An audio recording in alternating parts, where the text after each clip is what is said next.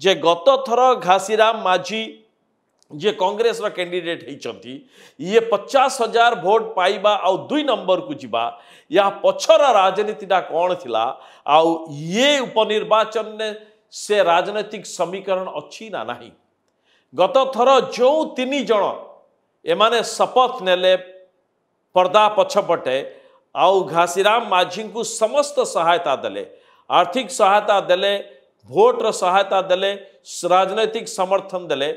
एबे से 3 जन घासीराम को सहित अच्छंती ना नहीं।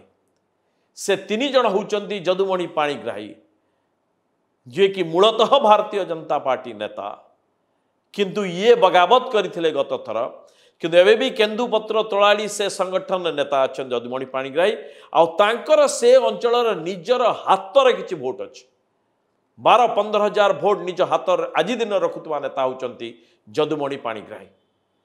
द्वितीय होचंती खामसिन माझी जी आउ तांकर परिवार एमाने पूरा बीजेपी सहित मूलरू थिले। ये मध्य गत निर्वाचन रे दूरेई गले।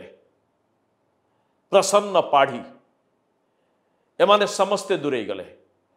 आउ गत थर जो गंड समुदायर आउ घासीराम कर पुतुरा जे कि बीजेडी रो बड़ नेता थिले, जे कि बारंबार मध्य जिला परिषद रो नेता जीतुचंद एबे भी अछंती भानु प्रताप सिंह माझी एमाने समस्त मिसी थिले